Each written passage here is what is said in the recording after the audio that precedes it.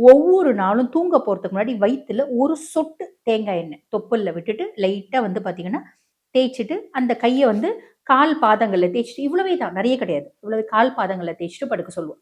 இது 2வது விஷயம். 3வது மென்சஸ் வந்து இப்ப 7ஆம் தேதி வருது அப்டின்னா 1ஆம் தேதியிலருந்தே வந்து பார்த்தீங்கன்னா, கல்யாண முருங்கை, கல்யாண முருங்கை இலை அப்டின்றது எல்லா இடத்துலயும் இருக்கு. இப்ப நம்ம ஊர்ல வந்து கல்யாண முருங்கை பெருசா தெரியல.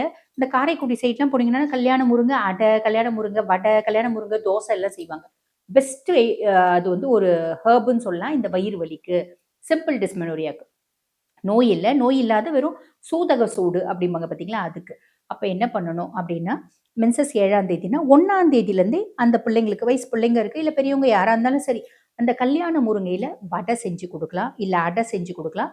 இல்ல நம்ம கீரையில கொஞ்சம் கல்யாண முருங்கை கீரை போட்டு கடைஞ்சு குடுத்துடலாம். இந்த மாதிரி குடுக்கணும். குடுக்கும்போது அந்த வயிறு சார்ந்த பிரச்சனைகள், முக்கியமா வந்து பார்த்தீங்கன்னா, வலி, வேதனை அப்படின்றது இருக்காது.